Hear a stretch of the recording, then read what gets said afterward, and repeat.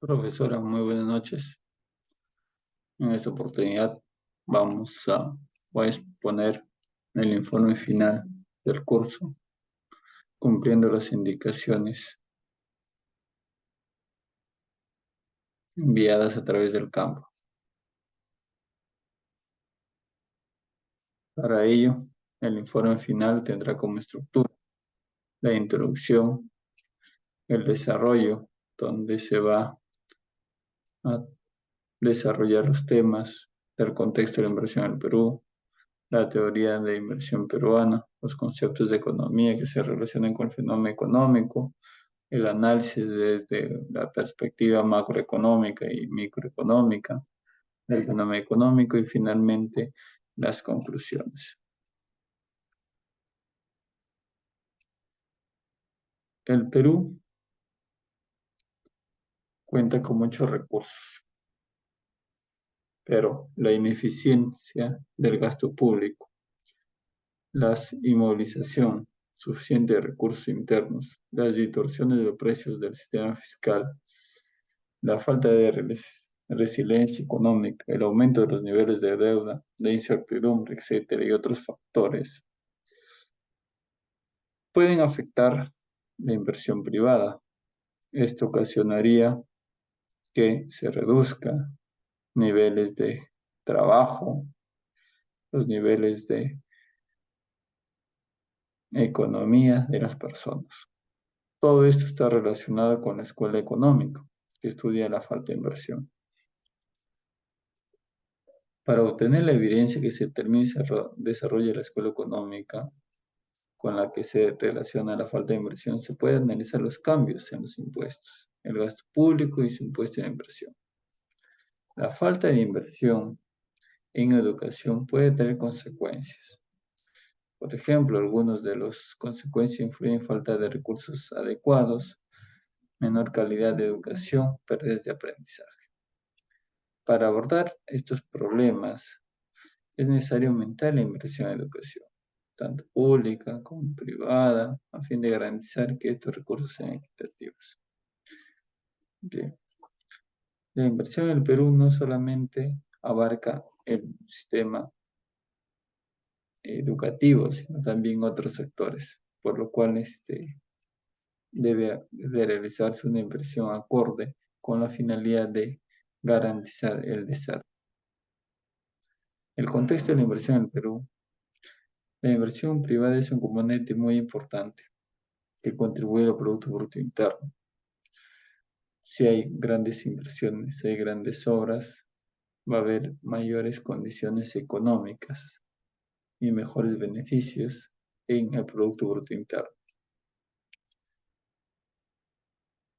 Según cifras del Banco Central de Reserva del Perú, la inversión privada representa casi el 80%. Es decir, que la mayoría de obras, proyectos se han realizado gracias a la inversión privada. Lamentablemente, el Estado peruano no realiza o no ejecuta muchas obras o mucha inversión. Sin embargo, debido a la pandemia, esta inversión se redujo en un 13%,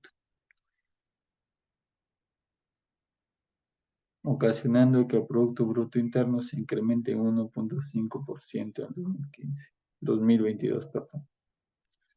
Impulsado principalmente por el consumo de familias, el aumento de la inversión bruto de capital fijo.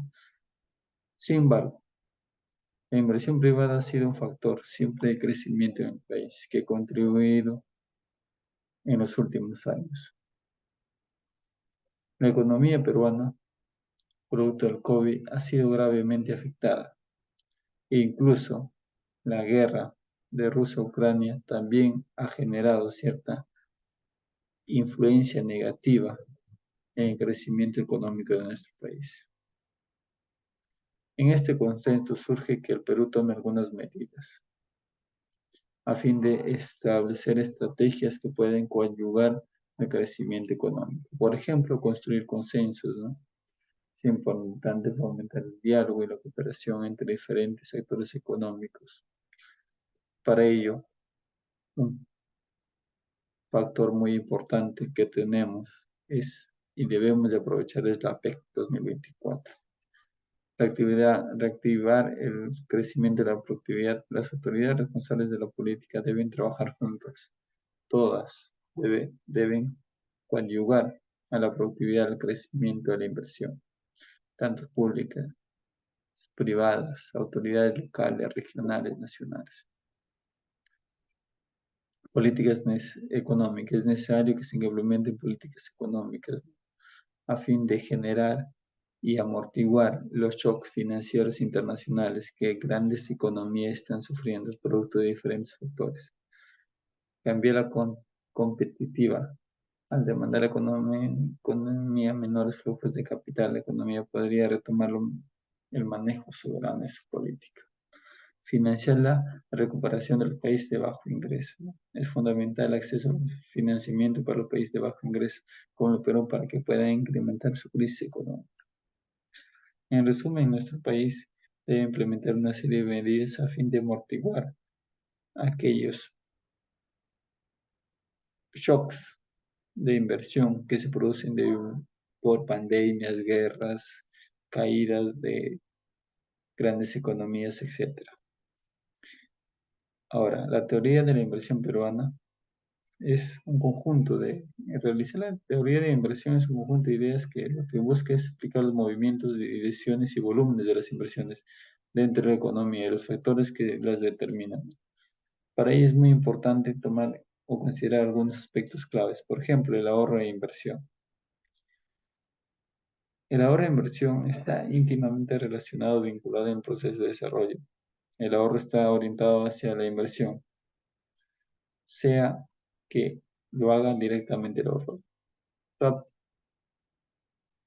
La inversión real y financiera. Los economistas suelen diferenciar la inversión real y la inversión financiera. Según los recursos económicos se tienen a la adquisición de bienes de productos, ¿no?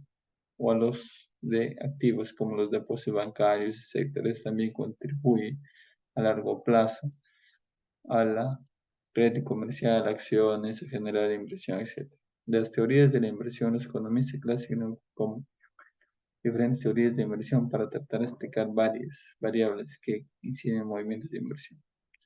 Aunque la teoría de la inversión no se menciona específicamente en los conceptos de la economía que se relacionan con el fenómeno económico. La teoría keynesiana es una teoría económica propuesta por un gran economista británico, John Maynard Keynes, plasmada su obra Teoría General del Empleo, el Interés y el Dinero, publicada en 1936. Esta teoría defiende que el Estado debe invertir en la economía para mantener un equilibrio y revertir los ciclos de crisis, pero que lamentablemente en nuestro país el Estado peruano no ha sido un buen inversor para poder sobresalir de las crisis, muchas veces motivado por temas de corrupción, etcétera, o mal funcionamiento, desconocimiento del manejo de los fondos y otros. Su principal postulado es que demanda agregada es el motor más importante de una economía y que los gobiernos deben intervenir para evitar desequilibrios. Eh, en el Perú, los gobiernos, más que mitigar impactos económicos, lo que buscan es crear medidas populistas sin medir las consecuencias económicas que estos pueden generar.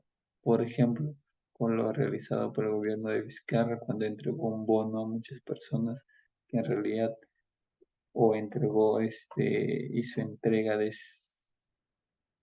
una compensación a algunas empresas que estaban por declarar en quiebra sin realizar un análisis previo.